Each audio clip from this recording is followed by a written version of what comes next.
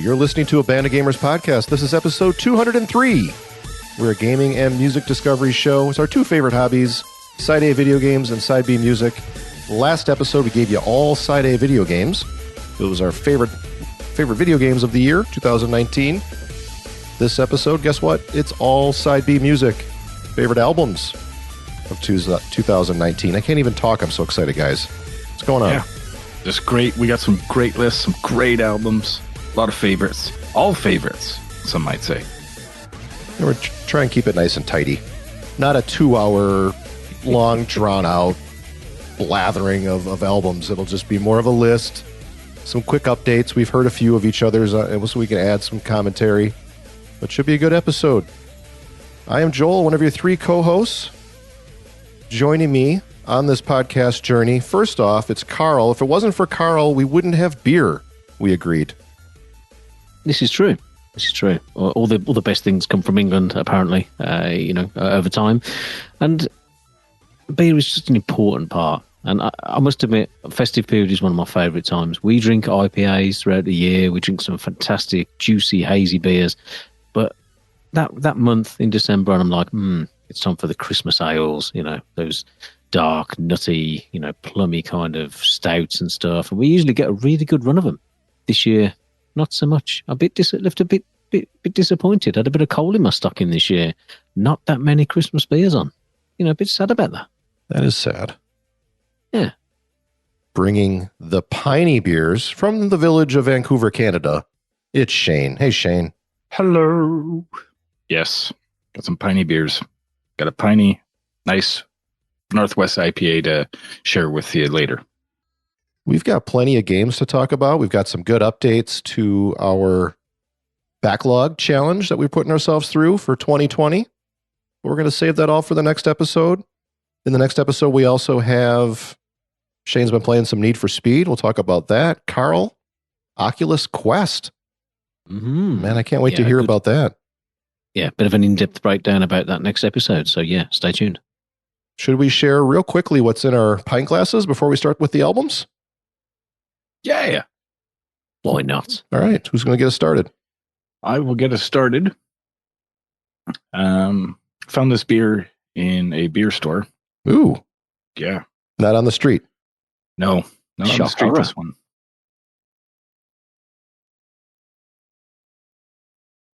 What beer did you find in He's choking. At their beer store? Well, once again, I'm drawn to good label art, and this one had a picture of an angry ape wearing like an old school leather flight helmet.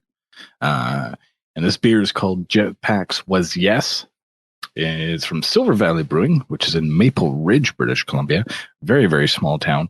And it instantly became my new favorite IPA right now. Nice to get away from all these hazies and doubles and juicies and all that stuff and just kind of bring it back home with a good old-fashioned West Coast IPA. So went out, saw the brewery. Very, very small place. Basically, you walk in, there's like a picnic bench and then like 4 seats up against the bar. And that's about it. So super, super small. They're really new. They've only been around maybe 18 months or so. But yeah, went down, had to support them. Got myself a Silver Valley pint glass the other night, and yeah, just a good old fashioned IPA. Well done, man. What more do you want? Nothing really. That's a nice little logo too. Good looking pint glass. Yeah, I like the shape of that.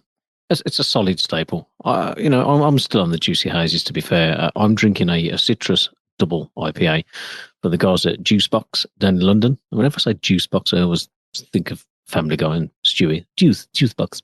This one, 8.3%. Bit of a... Whoa! Bit of a... What would we call this one in the boxing scale of beers? Probably light heavy, maybe, I guess. That's a middleweight. Yeah. Middleweight.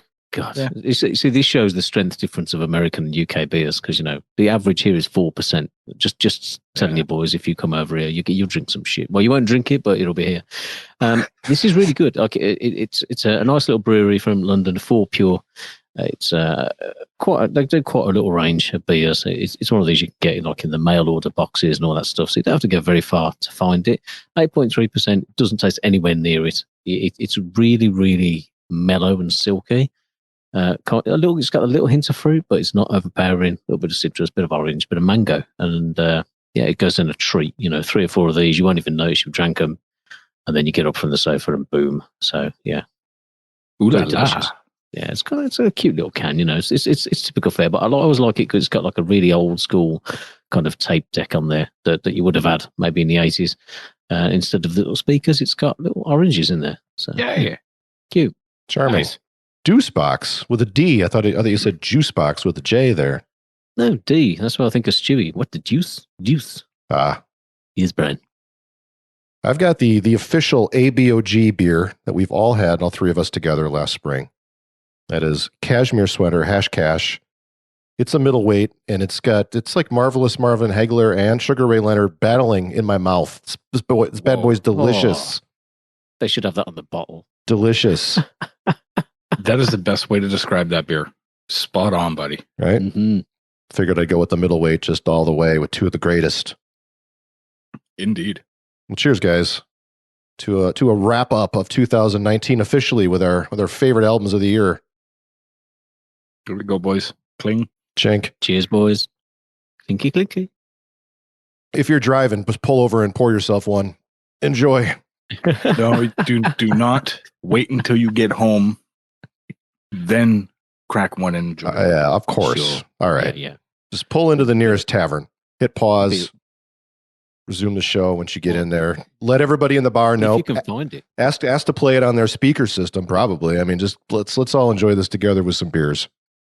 Amen. Take the car home, call an Uber, then go to the tavern. Don't be... Man. All right. So responsible. I've got to say as well, having sampled that beer, this beer we drank all together, the 3 of us, I would say that's our beer of the year right there. Cashmere Sweater. Yeah. We talked about it the most. It's got the best memories. It's got to be up there. Yep. All right. I forgot to mention, although if you're a longtime listener, you already know it's 1840. 1840 Brewing out of Bayview, Wisconsin. Cashmere Sweater. Should ask them to be a sponsor. Whoa. Absolutely. I spend enough there. They may consider that. On something. Guess they're tapping some shoulders. Mm-hmm. Oh, yeah. I love those guys. So how are we doing this? Previously, last year, I think prior couple years, we did like a top 10. I think we're just going to go a little bit more loose this time, right? Our lists are narrowed to 10. Did we want it 10? Yeah, ish. Do we want to try and rank them? Or are we just going to sort of just read them off, have a short little convo about each, or on the spot, sweat it out, rank them? What do you guys prefer? Let's read them off, and we'll go work towards our absolute favorite of the year. All right. I think that's a good idea. Yeah, mull it over as we're talking about it. I haven't ranked mine in a particular order, to be fair. So, yeah, let's chew the fat a little bit. Okay. And at the end, we're going to pick our favorite. We got a number 1, but we don't got a 2 through 10. Is that right? Correct. Sure. All right. And we don't know each other's favorite either. No. Oh, that's true. We didn't even know how we were going to do this until 30 seconds ago. Kinda. We're prepared. All right. Let's get on with it. I'm going to go first. Yeah. That's what I'm doing. So my first choice, or one of my albums of the year, is the latest Sturgill Simpson record. Really? Yeah, it's called Sound and Fury. I didn't know what to think of this record at first. Now, Sturgill is a popular country artist. He's a little bit more alternative rock style country. I really dig the guy. Almost like stoner country, if I could. Not really, but kinda. Putting out a stoner rock psychedelic album with a lot of keys and a lot of electronic. I mean, the man took a very big left turn. Kind of a brave move. I'm really bold move. I'm glad he did it. And this album has just grown on me tremendously. I've got all my friends kind of in my ear about it all the time. A few friends specifically, just, oh, dude, this record. And it's like they keep saying, oh, I'm like, I really need to listen to this some more. Holy crap. So maybe a little bit of peer pressure has pushed me into listening to it a few more times. But as I have, it's a damn fine record. Very analog, very old school sounding. Starts with an AM radio signal, kind of get it going. Reminds me at times of like some Dark Side of the Moon as far as the electronica that's flowing through it. Little early Rush sounding, not progressive, but just that kind of sound, that 70s rock sound to it. And I quite like it. It was released with an anime, like coinciding release anime that goes with the album. Never watched it. No clue how that ties in. Don't really care. I'm more into just the music aspect of it. I don't like music videos either. Never have, never will. I don't want the visual element. I just want the record. The record does enough for me to not need to see the anime stuff. Don't really care about that. You have an imagination and you have the visual element in your head because you're a creative person. Ah, do I? I don't know. I don't, but it is a good record. It sounded good though. Yeah, I like that. It's a good record. I'm glad you did put it in there in the end, Joel. And I've listened to it a couple of times. I've tried to watch the Netflix little movie that he did, and got about halfway through that, and I really enjoyed it. But I ended up watching someone else, as you do. And I definitely get that Pink Floyd vibe. Very Dark Side, very like set the controls to the Heart of the Sun, was it? With like the kind of little synthesizers and stuff. Like it really was a decent record. Didn't quite make it for me, but I think I need to give it more listens because I'm still up in the air about it. I do like my prog, and there's a lot of prog stuff that I've listened to this year which I just haven't instantly connected with, and there's other stuff that I have really just gone all in on. So yeah, and it's not really to be concise. It's not really proggy. It's more jammy. It's a big guitar is just kind of jammy, loose. I meant prog just for the Rush. It just sounds like Rush a little bit. The way the keys are kind of flowing in with the guitar, kind of behind it, and all right, that old 70s stoner structure. Yes, thank you. So let's use my first record as what not to do with how to flow this conversation. I just talked for like 3 minutes about this album. We can do a little better. Sorry about that. Who's up next? It's fine. I'm going to throw one straight in there, and I know this is one we can all talk about, and just again, just have a little discussion around Slipknot. We Are Not Your Kind. My most listened to record of the year, my most listened to band of the year, which is with the band not being a surprise.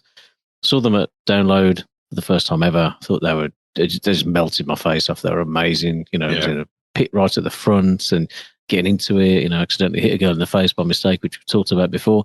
And just a great vibe. I think the album's incredibly strong. I cannot stop playing it.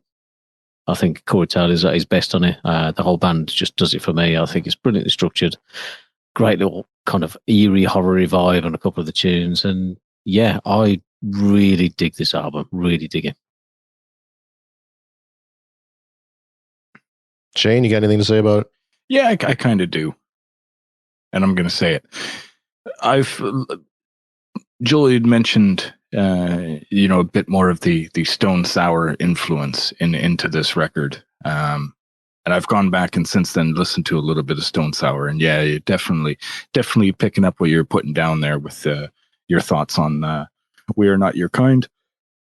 And it's such a good record. I like the fact that they have put together a bit more of a album experience when listening to this album, and I think that's why I like it so much. Rather than just putting it on, you got 112 minutes of just fucking metal, like it's nice to have a bit more flow. It's been my go-to Slipknot record to listen to. It's my favorite Slipknot album.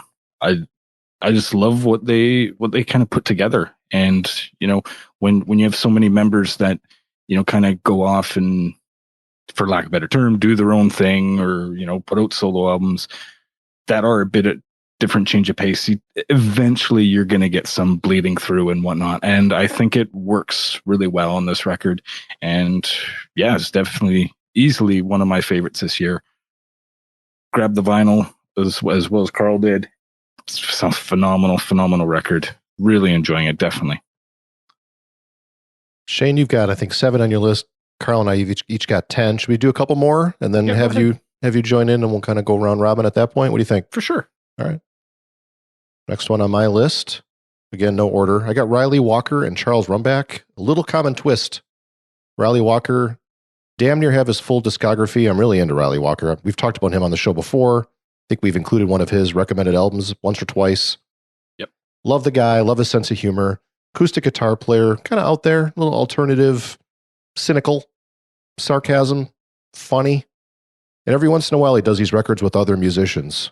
He's done a couple with Bill McKay, another guitar player. This is with a drummer. And it's an instrumental album. I've got a couple instrumental albums on my list. Man, I can't talk straight. Very good. Very good record. I like this one a lot. Little common twist. Kind of rose to the top of some of his duet two-person albums for me. Very chill, very relaxing. Put it on, drink some beer, glass of wine with the wife, put it on the player. It's a great release. Check it out. Little Common Twist by Riley Walker and Charles Rumback.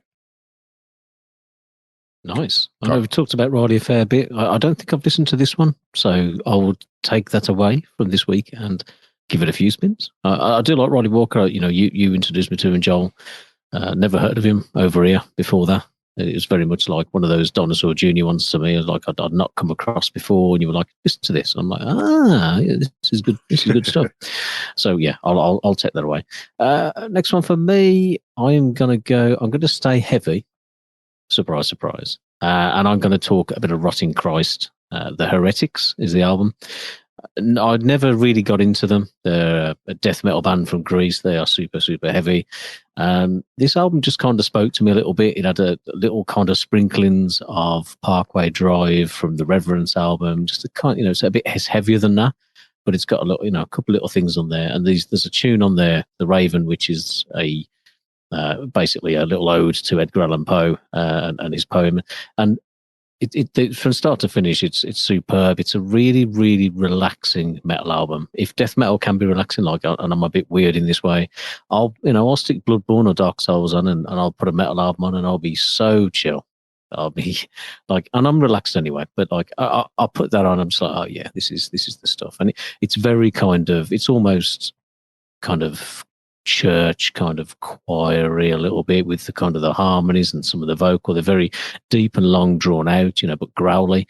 And yeah, I've really, really loved this year. I'm still trying to find the vinyl to pick up at a decent price. One of my favorites of the year. Didn't expect to like it, but the minute I heard it, and I was like, oh man, we need to try and see these at Bloodstock. But unfortunately, they were playing on a Thursday, so didn't quite get a chance to see them this year. But yeah, if you like death metal and you've got a bit of an open mind, perhaps it's a tiny bit proggy in places, but generally, yeah, it's really, really solid. So yeah, Rotting Christ, The Heretics. That sounds interesting. So you said harmonies. Is there singing, or is it more grunty with harmonies? It's growly harmonies. Like it's still death metal, but it's slow.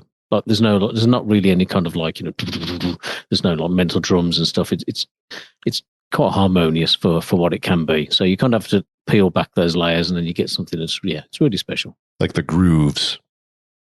Yeah. Okay. Yeah. I love explaining albums I haven't heard. I'll shut up now. Next on my list, I have got. Where's my list? It's a giant agenda we got here. Peter Mulvey, There Is Another World. Kind of a late addition to my list. Another acoustic guy, guitar player, songwriter, really good lyricist. Great songs. Recorded in Fort Atkinson, Wisconsin, which is a small town, very small, kind of between Milwaukee and Madison, closer to Madison, Wisconsin.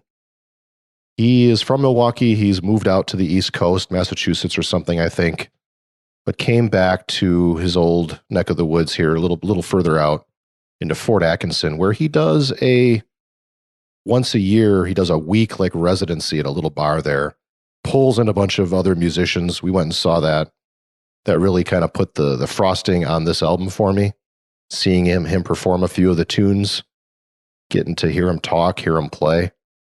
But it's a good album. It's a time and place record. It feels like a little bit of winter in Wisconsin. And I love it. It's a great album. Very throaty, deep, guttural kind of voice he has. Like if I were to talk real low, like that as he's singing. It's a good record.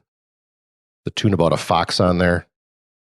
And he kind of explained how he was in this little place writing, recording the record. And he kept seeing this fox out in the yard. And he thought like this kind of internal thought process of how the fox is there for him. And it's this real poetic thing. And turned out there was like a chicken coop next door or something. Exactly. Yeah, it's a great album. Peter Mulvey's a good dude. So high up on my list. Peter Mulvey's There Is Another World. Nice. Karl, No, one simply- more, and then we'll get Shane in. Sure. Again, one I don't think I've talked about on the show. I'll get straight in there with it. It's Stray from the Path and Internal Atomics. But again, a band that's been going a little while, and they've kind of had a little bit of something that I really liked. You know, they're a little bit of Rage Against the Machine, and they've kind of upped that. You know, this album, they have been a little bit more clever with the political kind of lyrics and the meaning that they put them across. They're heavier than Rage. They are a little bit, they are metal, but they've got all the things that if you like Rage Against the Machine, you would dig from this record. It flows brilliantly from beginning to end. The lyrics are very clever, and it just has a real punch to it. It kind of grabs you by the face and just screams in it with a message that's pretty important for a lot of people. So, yeah, I've not talked about the band before. I must admit, a lot of people have recommended them to me, especially on social media. Like, dude, you love Rage Against the Machine, you love these, and I've been like, yeah, I got to see what they're doing. This record is really just, they've gone to 1,000 with it. It's brilliant. It's a really, really good record. Picked up these on vinyl as well, and it's a gorgeous, like mustard yellow swirl, and yeah, it's sitting real nice in my record collection. I'm feeling quite pleased with myself that I've kind of turned around from my initial kind of shut down from the band and been like, yeah, okay, I get it, and I've been rewarded with it. I really have. Awesome. Nice.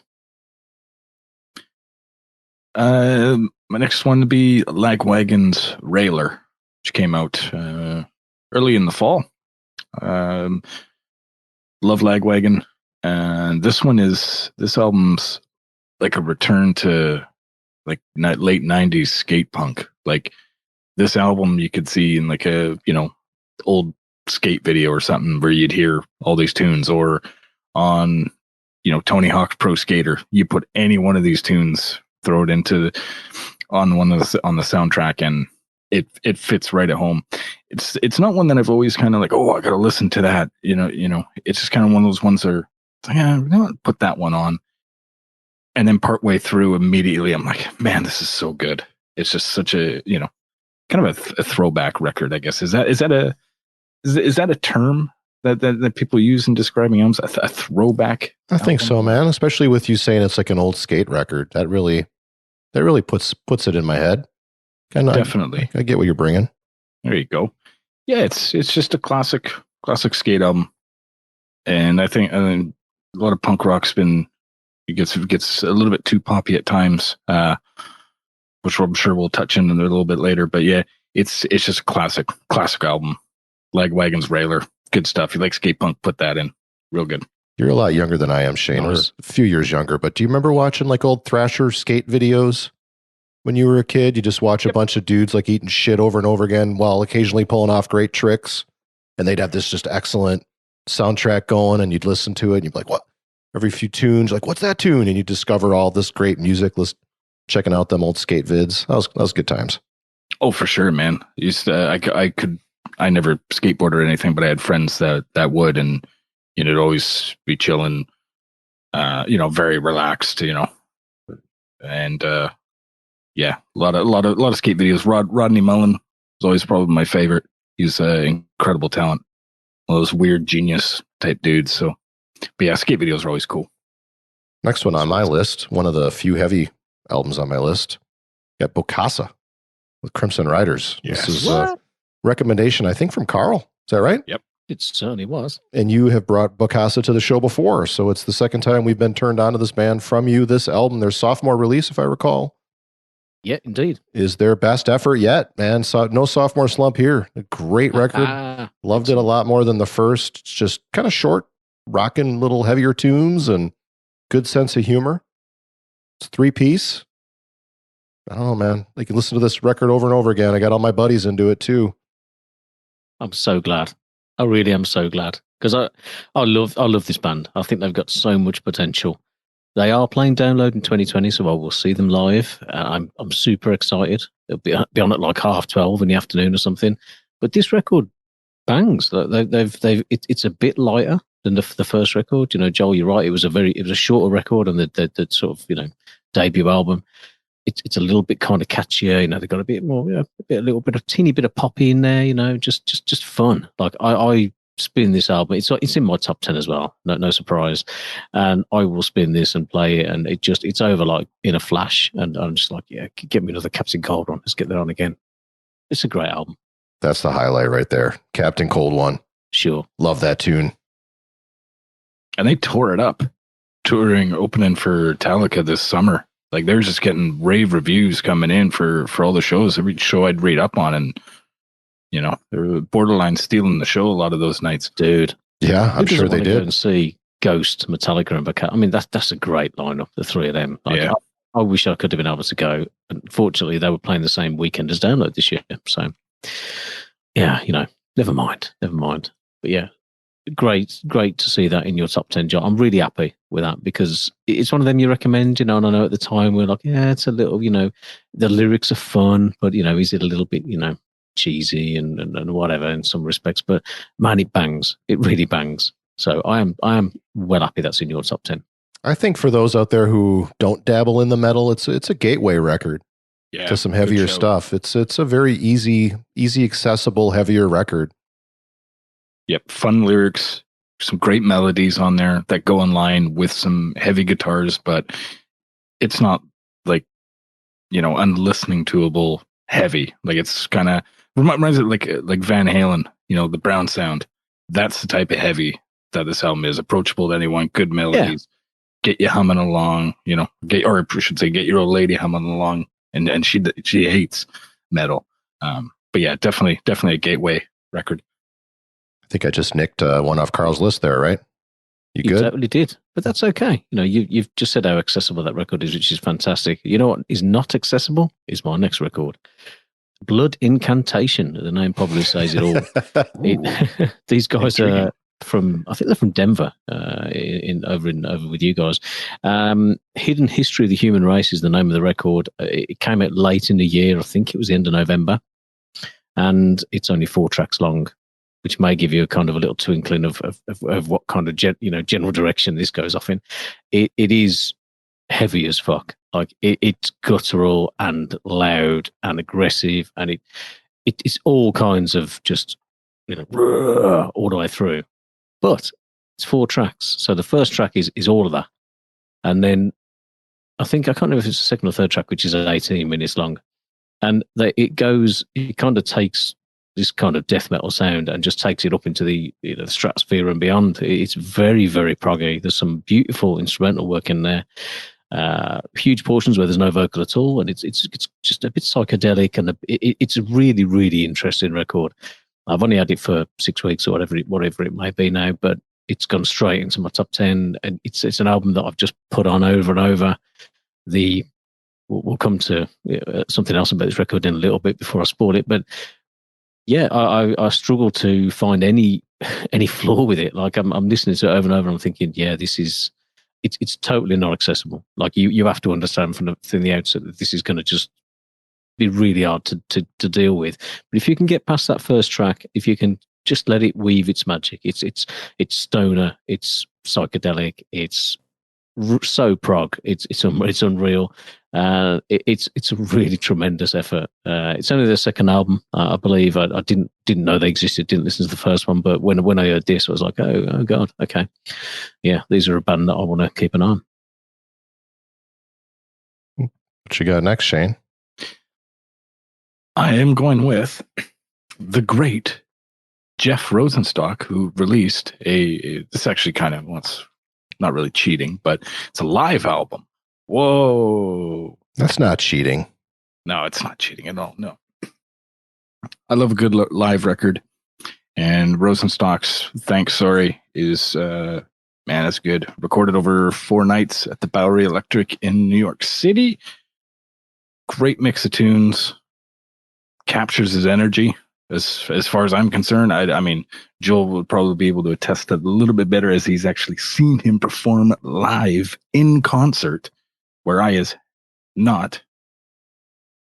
But I think you've got the home version of the live concert. And it's nice.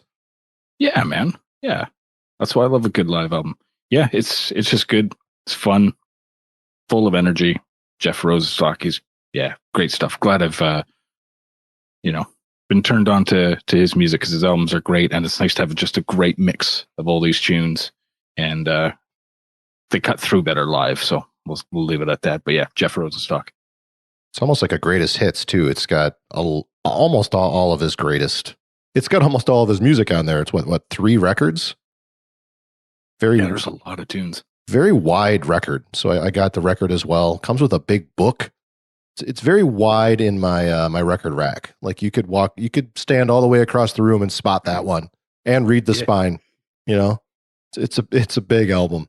It's dare I say, I almost prefer to listen to it MP3, because it's a chore to flip that baby. Yeah. You gotta get up there and work that thing 6 times. It's a long album. They're very good. Yeah, it's the only problem with some of these, double albums that aren't really double albums for, in the... it's a triple. Yeah, exactly. See, it's like every 3 tunes you got to flip over.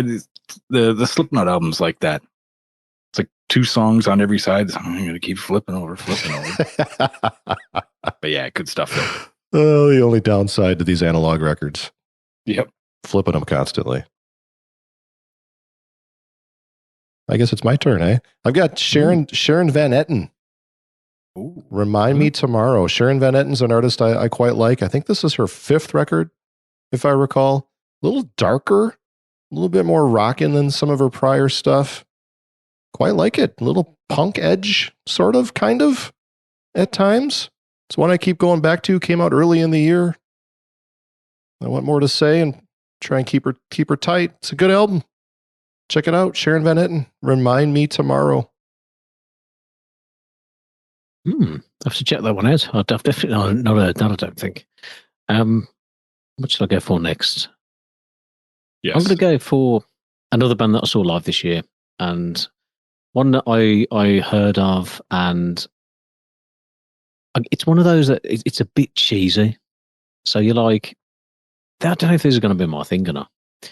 The band I'm talking about is Sabaton, and the album is The Great War. Now, I saw these at Bloodstock, they headlined on Saturday night. They were awesome. Like what? Who has a tank on stage? Like, who gets an actual tank on stage and fires the cannon off? And it's so good.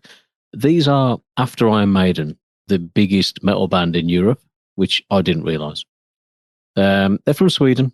It's melodic death metal. It's not actually very heavy at all. You can't really call it death metal, although they probably would. But melodic heavy metal. It's super informative. It's super interesting.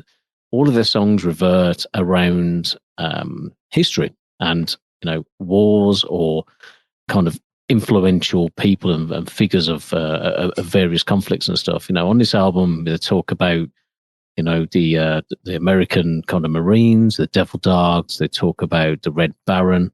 They talk about just loads of informative stuff, and they weave the lyrics together in such a way which you can't help but be hooked in. You kind of listen along, and the musically they're so catchy. Lovely little guitar hooks, little riffs in there all the time, and it's just such a fun album. I haven't stopped listening to it all year. It's just really catchy. It is a bit cheesy. Like if you Google these, if you YouTube these guys after this show, you'll be like, wow, okay, because it is a bit of a gimmick. But my God, they're good. Like I had to give props, and I was listening to this album before we went to Bloodstock, and I was like, okay, yeah, I get it. Like, and we saw Powerwolf before, and they're very much the same. Load of dudes dressed as werewolves, whatever, it's a thing. And you're like, okay. Yeah, you have to go in with an open mind. And I came away with the utmost respect for Sabaton and the utmost respect for this album because it is a banger, an absolute banger. And yeah, it deserves a place in my top 10. What can I say? Go listen. If you're interested in history and metal, why not? I was going to say the next band I would guess that would have a tank on stage would be Iron Maiden. And they, Sure. Well, this is it. Yeah. And again, I think both of them, in fact, like Maiden will have the Spitfire on stage, won't they? Hanging from the rafters. And I think they've done the same thing, Sabaton, with this, this Red Baron. But yeah, a very fun record. You know, it doesn't take themselves seriously, and it shows with the freedom and the expression in the music. It really is great. got a lot of records to check out here now. The Sabaton probably put it high up the list. This sounds really interesting. It's fun. I would. Learning stuff while jamming some metal. I like it. And you're welcome for all the war. You're welcome, Sabaton. USA's got your back. Going in 2020. Oh, no politics. What you got, Shane? What you got? Yeah, let's hit it, man. Pup, Morbid Stuff. There you go. Shared on that episode only a few episodes back. One of my favorites this year. Great rock, great Canadian, good Canadian kids, you people. You know, but yeah, I really, really enjoyed this record. It took a little bit to grow on me, and it's one of those albums. Once you do find, you know, what you love in the record, it's, you know, you once you get that certain opinion of an album and you love it, it never really goes away. You always love that record. It's always great to put on. I always enjoy it. It's fantastic stuff. Pups, Morbid Stuff. Good. This is one of the, and I'm glad that you recommended this one, mate, because this is one of the best albums of 2019. I think it's phenomenal. I think it's phenomenal. We talked about it a few weeks ago, and I've not stopped listening to it all the time since then. And when we were ranking these in the top 10, and I was like, Pup's got to be in there. It's got to be in there because it's so good. And it's just moved up and up and up in my listing. Like these guys are playing Download in 2020 as well. I'm super excited. Yes. Like, as usual, I will be done by 3:00 in the afternoon until the headliners come on. I'll be like early band, get hammered, and then turn up for the big boys later on. I'm delighted that I'll get to see Bokassa and Pup this year at Download. I'm super excited because this album is an absolute banger. It's full of hooks, full of great tunes. It's got a little sprinkling of, you know, just a little bit of indie in there that I really like. You know, I mentioned before that like Supergrass reference. There's one or two tunes in there. I'm just like, yeah, it gets me in the feels. It's a great album, mate. Great album. Karl, I think you're next, right? I believe you're after Shane. Yeah. Man, I'm doing well today. That Kashmir is real strong. Yeah, it is. Well, let's go with the record I recommended. Probably, it might be the first record of the year, last 19, I think, that we recommended. Abby Jean's Music Box Dancer. Oh, yeah. She's out of Milwaukee here, kind of an old soul, beautiful voice. Very soulful R&B style voice with a band behind her, doing some grooving tunes. Very likable, very infectious, catchy tunes. Excellent musician, performer. She's been making her way around the U.S., trying to get herself out there a little bit. Wish her the best of luck. And this record is a great representation of her, what she's capable of. And I think she's got a very bright future. I think if I remember our conversation, we all thought that she was destined for bigger things, leaving her, spreading her wings out of just the Milwaukee local scene and getting elsewhere. So Abby Jean's Music Box Dancers on my top 10 favorite albums of the year. Even all these months later, still remember it fondly. 100%. Great record. Great talent. I think she moved out to LA. I think it was, which would be a good place. And, hope she, does well in the years to come, because it's a phenomenal talent and a fantastic record, man. Yeah, it was LA or New York, one of the two, wasn't it? It was LA for a bit, I think. Yeah, she's got such a good voice. And again, I'm so glad you recommended that album, dude. It would get a mention further on, but there's another album that just pips it. But yeah, I really enjoyed that. Phenomenal voice. I'm glad that she's making the steps in the right direction. All right. Next album for me. Okay, good. Your turn now. Am I getting it down? Yeah. Yeah. Okay. Yeah. Next album for me, we're sticking with the metal. This is no surprise. Really? One of the first albums I heard actually last year, a band that again has been around since the 90s and I've not really listened to. Not really for any reason other than no one really recommended them. And then I listened to this. It came up on Spotify, recommended for you this week. I was like, yeah, sure. As we do, chuck it on, have a listen. And I fell in love with it really since then. Picked the vinyl up as soon as I could find it, which was about 3 months later in the UK. And the band is Soilwork. The album is Verglichten, I think is the pronunciation. Another band from Sweden, melodic death metal, very, very. And again, this is chill, but it's got little elements of real kind of hardcore in there as well.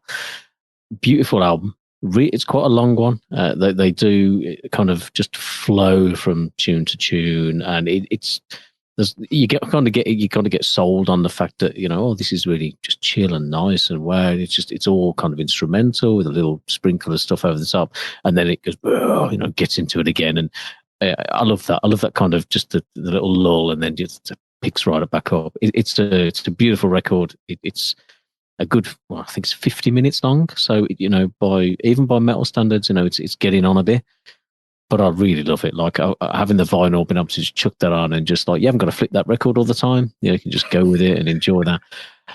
It's superb. And I've been trying desperately to get the boys who I go to download with into them. I'm like, you've got to, we recommend, like we do here, we recommend albums to each other all the time and stuff. And we're just like, I'm like, have you not listened to this record? This is really, really good.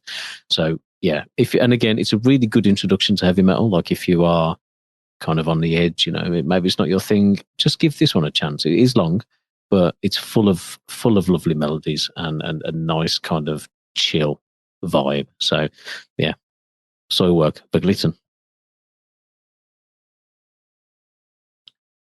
My next record, I didn't actually realize until I was updating our agenda for our favorites of the year that it's also on Joel's list, which I was pleasantly surprised with that. Yeah. Because I've really, really enjoyed this album this year.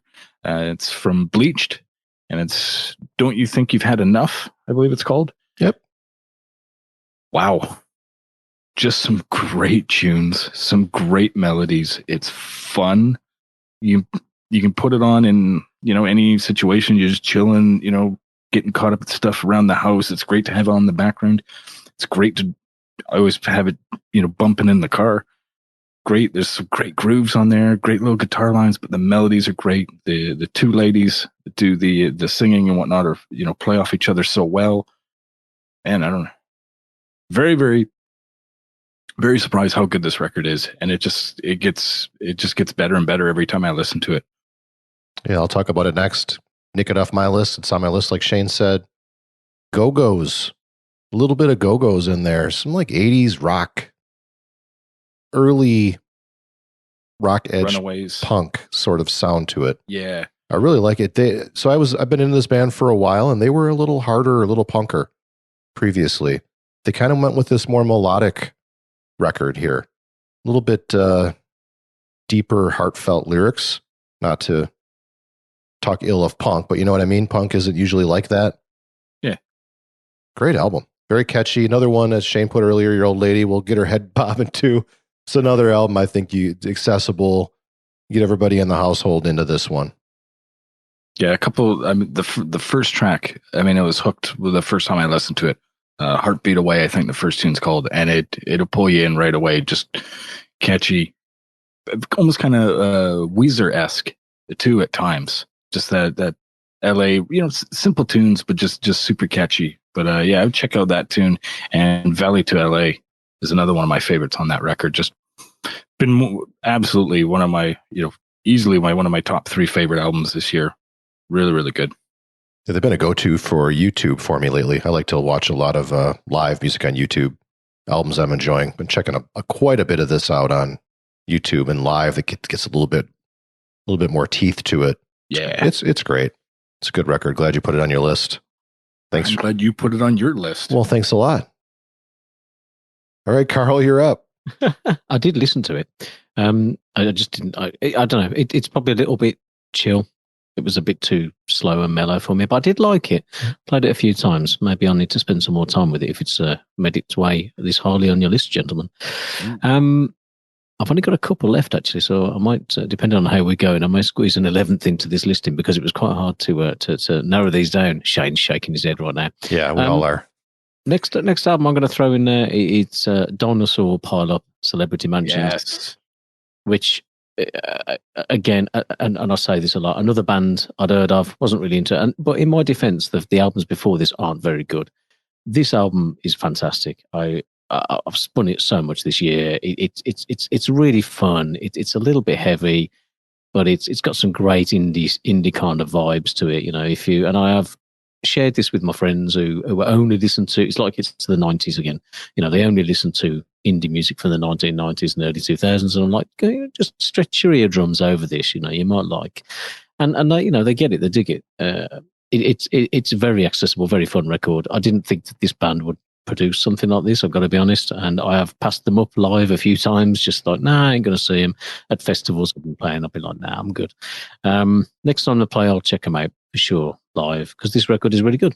It's just good, solid fun, and you know, I played it to you guys. You've gone away and listened to it as well. It's a solid record, and hopefully they'll continue on this path with the next couple of releases. Best Foo Fighters record since Wasting Light. Amen. It's actually got a lot of those. To me, I'm not a huge Foo Fighters guy, but it's got a lot of those vibes. A little bit goofy, a little bit more younger style, like lyrics, and fun, I guess, not serious. But I quite like it. It's really grown on me as well. It's almost made my list. I had it on there for a few minutes as I was trying to stretch it into the 10. And I added a category. Favorite album that my cohorts recommended that didn't make my top 10. And this is it. Dinosaur Pile-Ups. Good album. Good album.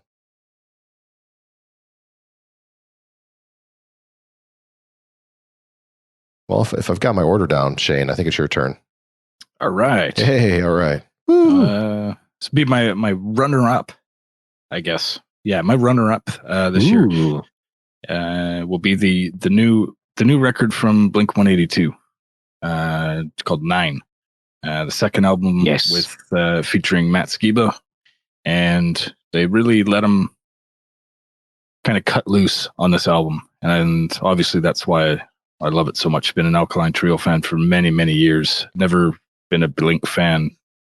You know, they're big records that they've had I've never really listened to or anything. Was never a fan of them, but bringing Uncle Skeebs on board was fantastic. I love the last record, California. This is even better. To me, I wasn't expecting it to be this good. They've had some great singles off of it.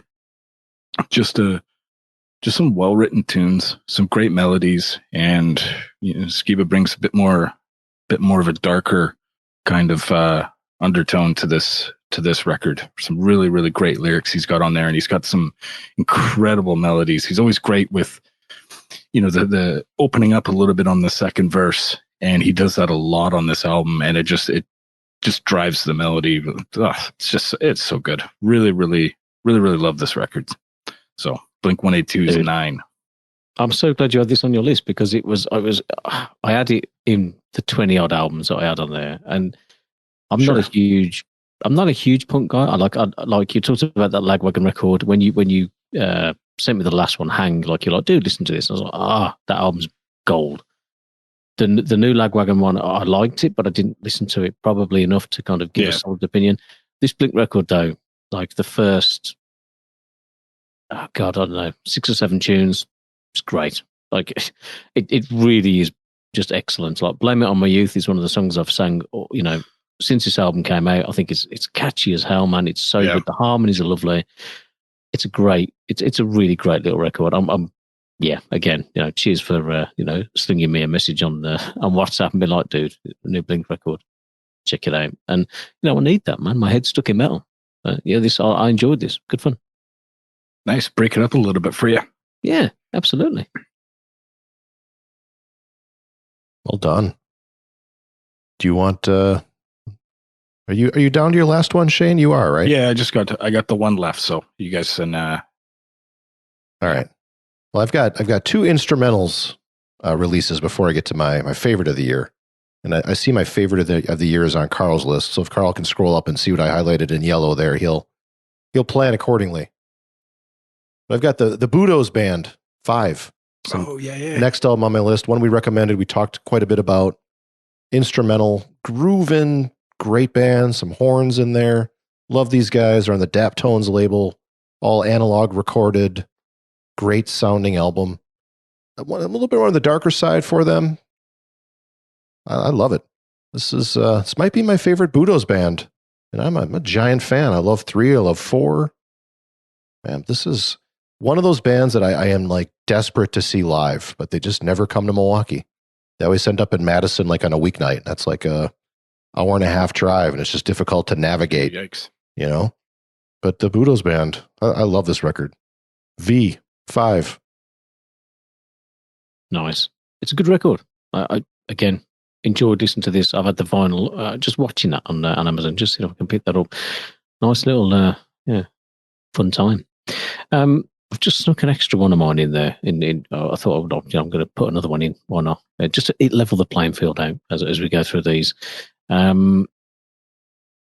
just want to give a shout out. Really, this is an album that I've listened to a lot this year. It's completely not in my wheelhouse. It's an album that has been on at home. The missus has been playing this. I watched this at Glastonbury. I was thoroughly impressed. The dude is a phenomenal drummer in his own right. Anderson .Paak, Ventura is the album. Singer, songwriter, rapper, whatever you want to call it. There's some wonderful collaborations on this record with the likes of Smokey Robinson. It's a really fun summertime album. It's completely not what you would expect me to be into, but every now and again you need something that refreshes the palate. You need something you can just switch off completely. And this album, so much fun. Like I would never listen to the likes of Andre 3000, people like that on their own, but in a collaboration with Anderson .Paak, it all works. It's a really good album. The dude is from in the West Coast. He's from California. Every one of his albums is named after a place over there. It's fun. I quite enjoy it. So if you want something a little bit different, maybe next summer 2020. Chuck this album on, Ventura. It's a really good feel album. It gives you a great vibe. It flows amazingly well, over super quick. It's fun. Nice. I think I heard this in the car in Florida, right? You did. I played it for you subliminally. The same as I played Blink's 9 album as well. Yeah, I heard both of those. Another album which we'll talk about in a bit, I'm sure, a bit of Lizzo as well. So there's a few albums that like they're holiday chip, like that. When you was a kid and you had like a summer album, you and your mates have been on holiday. Like you could imagine that being the album of the summer or the songs of the summer. This album fits in that with me. It's a very good record. Is your number one my number one, Carl? Are we on the same page with the number one? It's not. I've already done my number one. I thought I'd what? just mix it up a bit. Well, sure. I am all out of whack. So what's your number one? Well, okay, so you're going to repeat your number one, man. Yeah. Okay, so it's so good it deserves it twice. All right. Well, I think I'll go again, and then we'll go through our number ones, which Carl already revealed apparently. So I've got William Tyler Goes West. Is isn't it Shane next? I mean, William Tyler. Yeah, he's down to his number one, right? Okay. I mean, I am drinking a cashmere. I mean, am I okay here, Shane? You're right? spot on. It's just Palmer. I mean, he here's one person breaking rules. Now he's going to come in here. Now he's going to break all the rules. And go through them all, and then at the end we'd be like, and that's my number one. You know what I mean? Crack on. It's still good.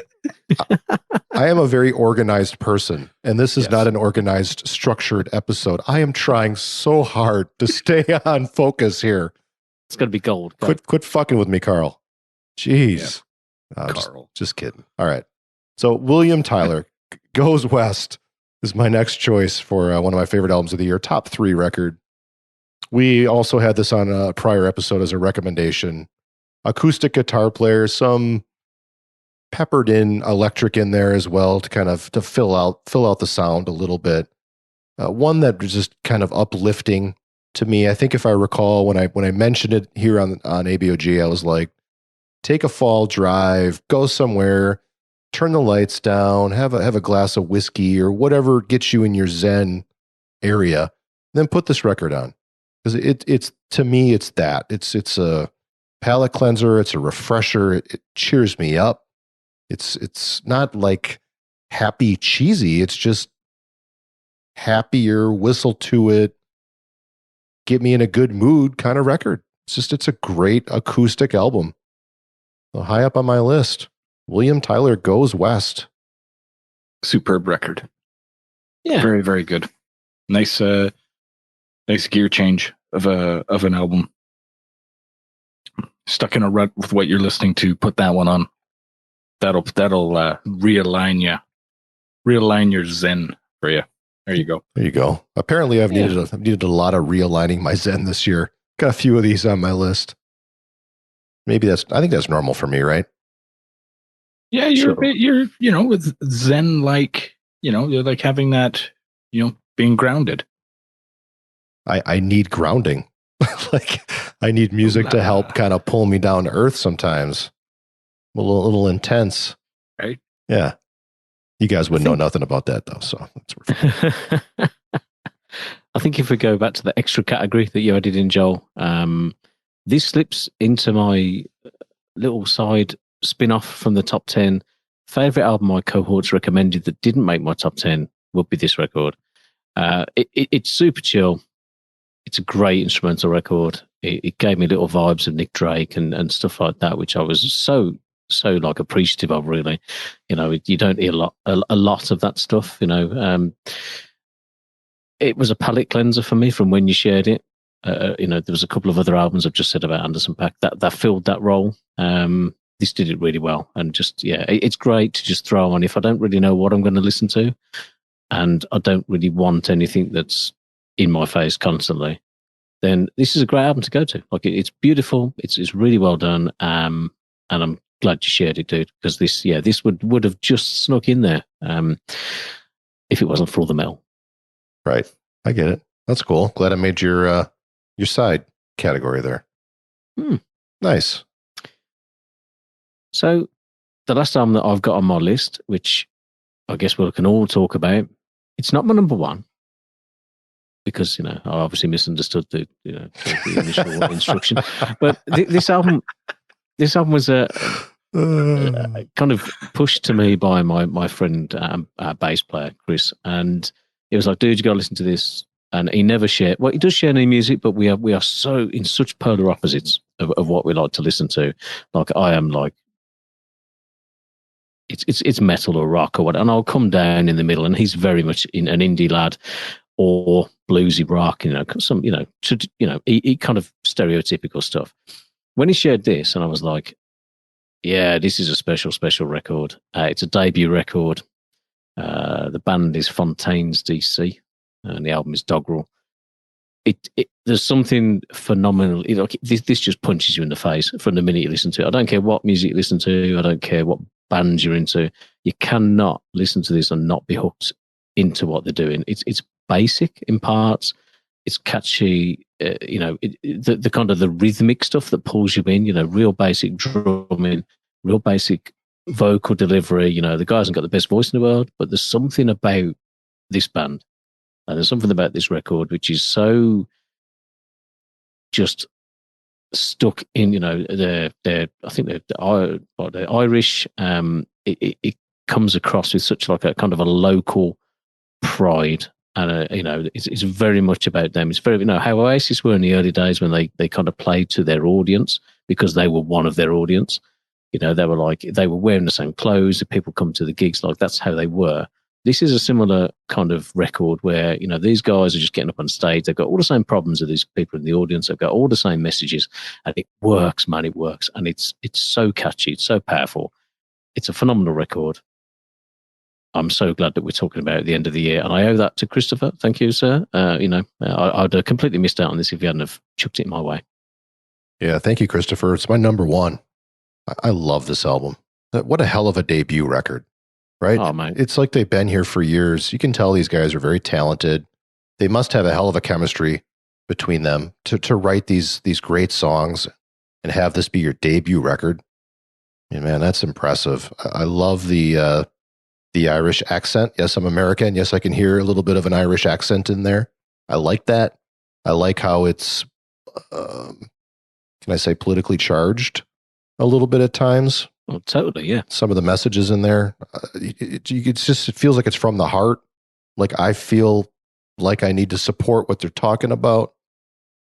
It's a great album. It's been played around my house the most throughout this year. I love it. My wife also really quite enjoys it. So excellent. I love when we get recommendations from other people, friends and listeners. Yeah. This is the best, man. Yeah, it's a great album. Very, very good. Can't wait to hear their next one, 2020. They're working on their sophomore record, I guess. I didn't give this one enough listens throughout the year, and I should have, and I'm definitely going to listen to it more because it is a phenomenal record. Very Irish post-punk kind of. It is fantastic, and it just didn't get the attention from me that it deserves. So I apologize to my cohorts, but it is phenomenal. I can definitely help vouch for that. Sure. It's a solid number one pick. I can't argue with that, Joel. I really can't. This band have been around for a couple of years. They've released singles here and there. A lot of them are kind of like, if you've ever been to Dublin, some of the things that would jump out at you is places there, historical figures, all the rest of it. It was interesting to me, actually. The band is named after a character in the Godfather movie. Johnny Fontaine is a singer. Yeah. And like a movie star, it took me a while before I put those two together. I was actually watching the movie The Godfather for a different thing, and I was like, I wonder if that's where that's from. And lo and behold, it is.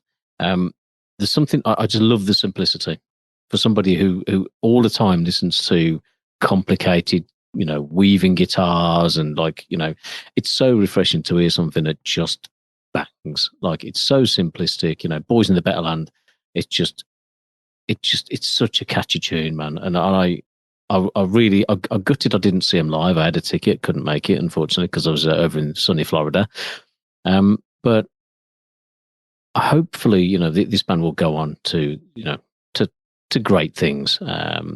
Because it just means that they hopefully have to keep that kind of, that local passion and all the things that make their songwriting great at the minute. They've got to take that with them when they just go through the roof. So yeah. Love it. It was a great time, a good timing for me because my wife had just turned me on to Gang of Four, which is a very early 80s band that has a very similar style and sound to them. Kind of that clean punk sound, that post-punk kind of clean 80s sound to them, but still has the aggression and that tone that you kind of are familiar with as far as punk. And what it reminds me of, and maybe this is an obvious choice, being from Ireland, but that like early U2, like it has that same spark to me. That first album, very, very similar. Yeah. As much as it pains me to agree with you, I do. Well, it's just what it sounds, man. It's okay. It's okay to agree. Sure, we're agreeing. What do you mean it pains you to agree with me? What am I missing here? What's this? You too, innit? Thought we were pals. Yeah. You too. Oh, okay. All right. That's a whole new special, that is. Okay. Shane, what's your number one? My number one is from Bones UK is the band. And I think they're Bones UK because there's another band called Bones. So they had to go with Bones UK. Two ladies. One of them, Carmen Vandenberg, is a phenomenal guitar player. Toured, played with the likes of Jeff Beck, lots of BB King, I think, at some point, and just phenomenal player and whatnot. But these two ladies have their debut record that came out in the spring. It has been my go-to album when I'm not sure what I want to listen to. I immediately go back to it and listen to it about 2 or 3 times in a row, and then onto something else. But it's been my go-to at home, my go-to in my car. It's just great, man. There's some great hooks in there, great guitar lines in it. It's a bit more, it's a lot of beats in it. It's not like a rock record at all, but it definitely does rock. There's influences, it's got that punk attitude in it. And I mean, the last tune on the record's Girls Can't Play Guitar. It took an old blues riff and just a big big FU, and it's fantastic. First heard of them they're on the Crew 2 soundtrack, which is my favorite video game last year, one of my favorite racing games of all time. One thing I never mentioned about that game is how great the soundtrack is. There's so many different radio stations. It's very GTA-esque, where, different stations have different styles of music. And yeah, one of their tunes was on this, and it's like, man, that's a great little tune, whatever. And then all of a sudden, different, rock legends, we'll say, like John 5, Nikki 6, Uncle Skiba, they all kind of, just praise them so much, and then her guitar playing and whatnot.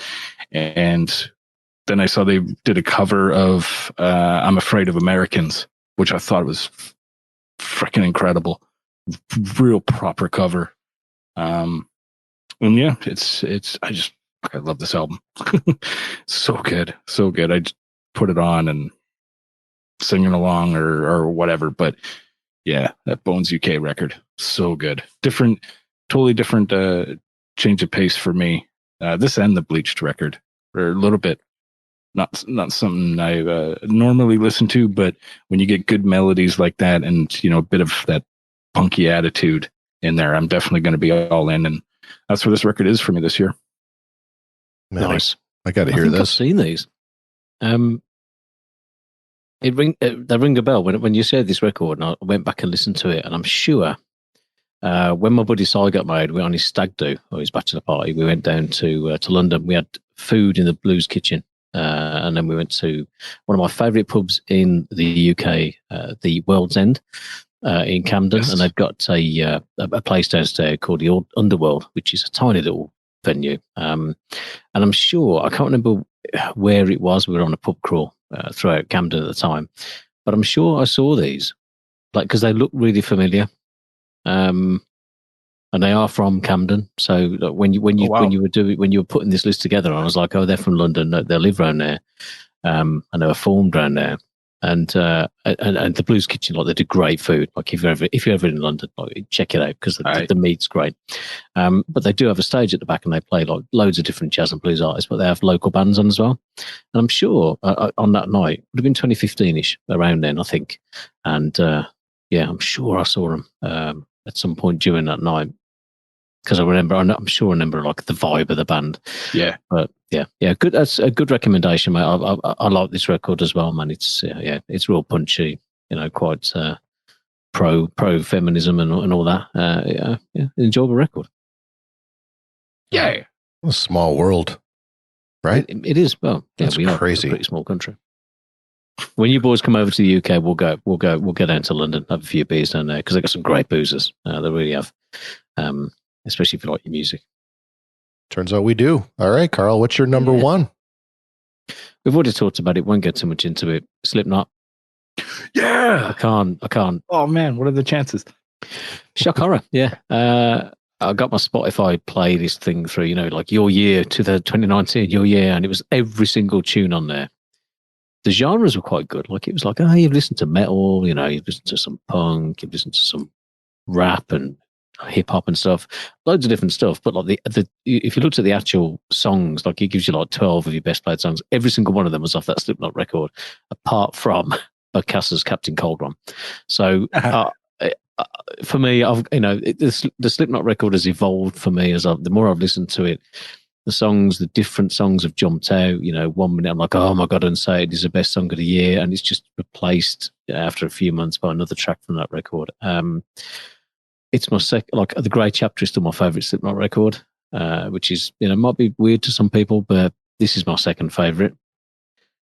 I think that they're just getting better and better. I do think that when they go away and do their own, you do your own thing and you come back in, and I know we've got that kind of Stone Sour sound a little bit seeping into it, but I still think that they make this record enough of a Slipknot record to be really, really good. So it's the album I played the most. I've played it a ridiculous amount of times.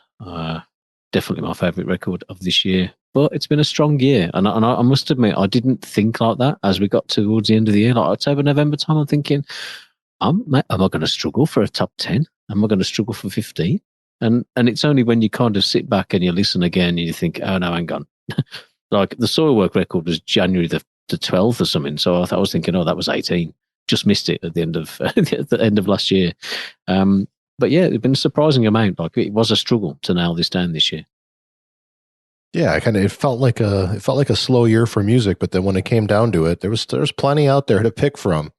It was a good year. It's always a good year of music. There's so much out there, and then as is typical, 2 months from now, we'll find something that we should have put on our best of list this year. It's just, there's just so much out there. It's amazing. A little different than gaming. When gaming before next console comes out can slow down a little bit.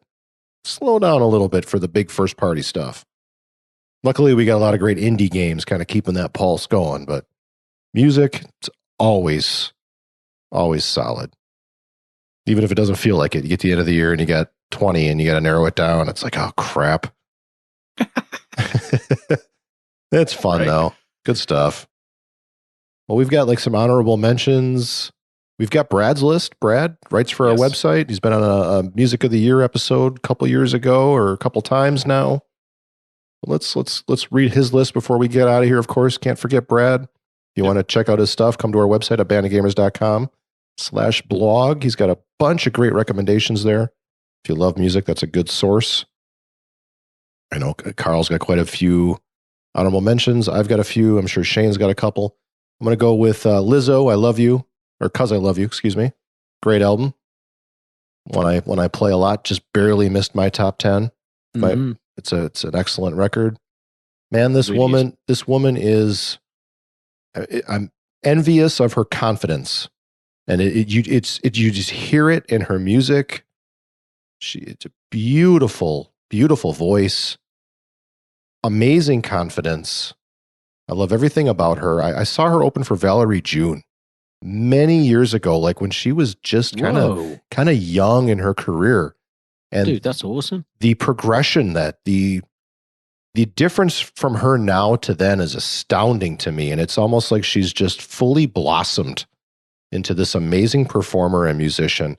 Not that she was bad then. I mean, she had that voice. You could see that there was a lot of talent there, but it's almost like she's come out of her shell and in a beautiful, amazing way. So that Lizzo record is very good. 'Cause I Love You, check it out if you like hip hop, R&B. Excellent record. And then another honorable mention for me, Rosenau and Sanborn, Nick Sanborn from Sylvanesso, Rosenau from Volcano Choir, guitar player, went into a small cabin somewhere, recorded live, spontaneously wrote the music as they recorded it. Very old school, loose style of recording and writing. It ended up being a beautiful little EP. It's called Bluebird. Astounding the talent some people have that they can just hook up, have this chemistry, go to some cabin, let's just jam. We'll hit record and come away with an EP that sounds better than what a lot of people could have thought of in a couple years, and the combination of the acoustic guitar from Rosenau and the whole electronic style that Sanborn has. It's a neat combination. Excellent album. Worth mentioning in my honorable mentions. Dude, I'm so glad you mentioned that Lizzo record because, again, I've been spinning that. I'm intrigued now. So you saw her open for Valerie June. So was it a totally different experience? Was she just like kind of just standing there singing, or so she's got such confidence now in the performance and everything else. So was it just a bit more chill? Was it a bit more like, I don't know? Yeah, it was a lot more chill. You can't even recognize her really. I mean, by name, that's who it was, and by voice, that's who it was.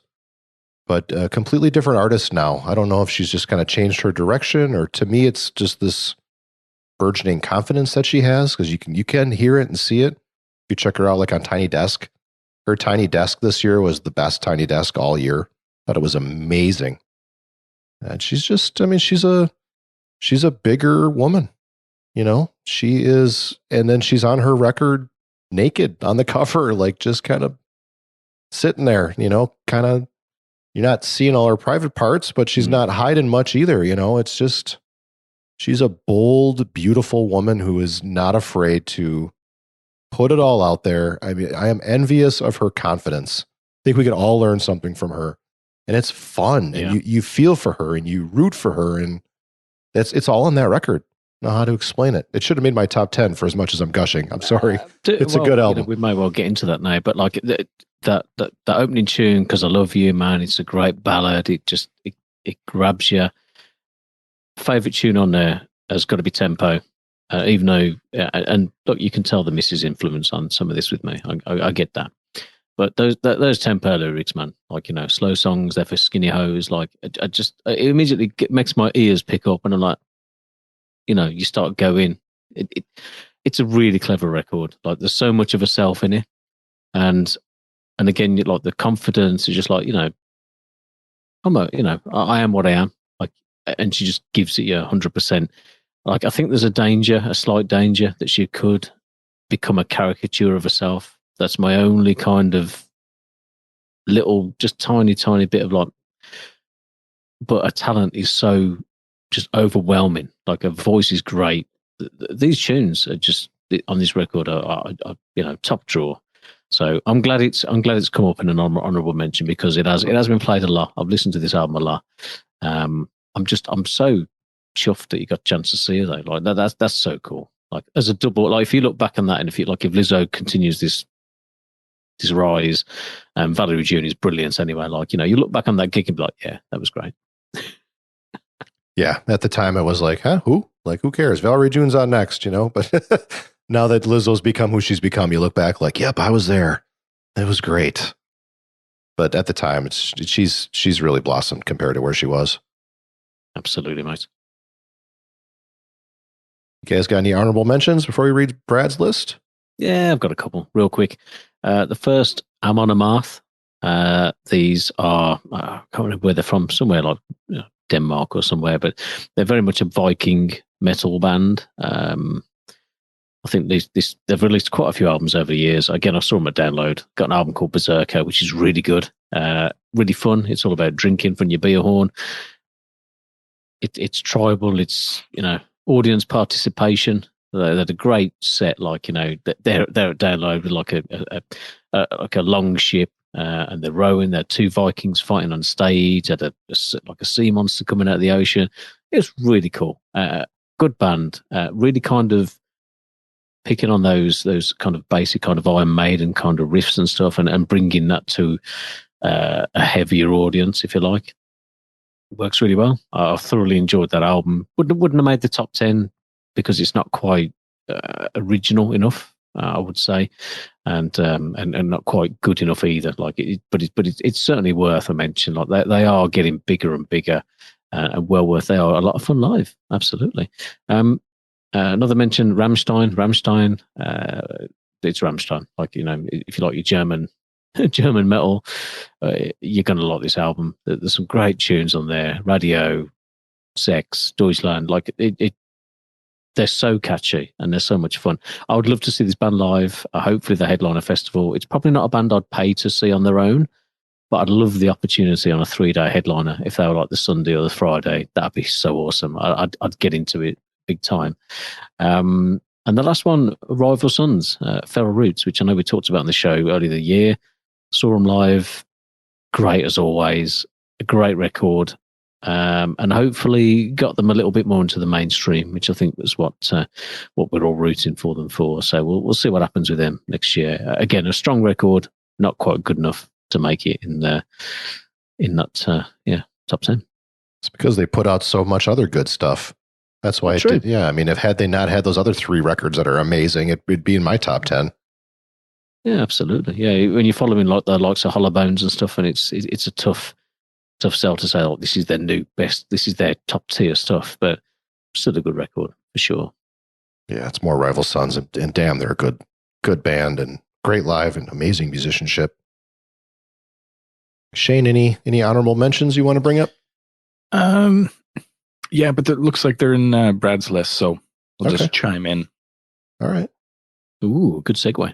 Awesome. Yeah, Brad, the actual music expert of the bunch. here Right? at APOG. Isn't that crazy? Yeah. Right. Let's read his list. We've got, in no order, he's got Slipknot, We Are Not Your Yes. Kind. Same page as Shane and Carl there. Emil and the Sniffers. That one I hovered across. I don't know Dude. how many times to put it in my list, but it just didn't get the same attention that the rest of my favorites did. But it was so close there. I love how it's got a little bit of old school White Stripes in this record, and it's phenomenal. It is really good. Another one I'm gonna have to spin more of in the new year here. It's that rawness to it, though. I love that. Yeah. Like that was that one song, Go Fuck Yourself, basically. That was my team's song. Not you, dude. But that was the song I gave to my team. Like, this is like, you all need to listen to this song off this record. Like, can have a little, sprinkle that amongst yourselves, because that's our team motto. Great record. Your team, like your team at work? What team? Yeah. Okay. That's what we tell people. Yeah. So your subordinates, you gave them the Go Fuck Yourself song to... and superiors, sure. Oh. We do our best. Like, we are the most politically incorrect team at where at the place we work. So it's a good job that we're left to just do our own thing, because we know so much. It's like, just let them get on, humor them. Yeah. There's a lot to England that's very appealing, right, Shane? Yes. Very much. All that vacation time. Do it. Oh man, well, forgotten for me, but a great record. And had we seen them live like Brad did, I think, based on the energy I've seen on YouTube clips, probably would have shot way up our lists. Yeah. Next on his list, Brant Bjork, Keep Your Cool. Not familiar with this one, but Brad says it's good. I'm sure it is. The Muffs, No Holiday. Nice. He's got Bocassus, Crimson Riders, which we talked about. Awesome record. Oh, yeah. White Reaper, You Deserve Love, name of the record. Shane will be pleased. CJ Ramone made his list. The Holy Spell. Yeah, solid record. I've preferred the other. It's not my favorite solo CJ Ramone record, but it's still good. It's still very good. But yeah, well, just missed out of my top 10. He's also got Masked Intruder, their third release called 3, aptly Fantastic named. record. Superb. Another one, definitely an honorable mention. Masked Intruder, super, super great. And this is just the next in their discography, and it's fantastic. Second to last, he's got Bob Mould, Sunshine Rock. Totally missed this record. Kind of like Rival Sons. He's got so many good records. It's like I can't keep up. Every time he puts something out, it's great. So no shocker that the latest Bob Mould record's very good.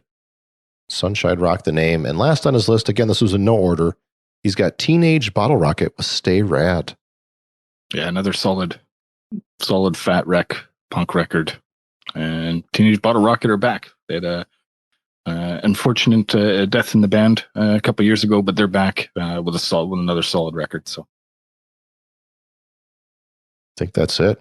Hour and 15 minutes or so of music. I think we did 2019 well. What do you guys think? Yeah, I think so. Yes. So many good to the point. Lots well done, of boys. Lots of music I need to throw in the player and check out here. It's always the way. Just chatting with my guys. We'll be having this conversation, end of 2020, and there'll be a band I missed to download because I thought they were rubbish, and they dropped a killer album in September. So yeah, stay tuned for who that will be. December 12th. Yep. As I'm 7 beers in, rubbish, I ain't seen them. Like, oh, God. Great chat, guys. Great show. Thank you for listening. We very much appreciate it. We'd love to hear your favorite records of the year. Love for your feedback on ours. But more importantly, we'd love to hear yours. We love discovering music. So if you feel inclined, we'd love it if you did. Shoot us an email, abogpod@gmail.com.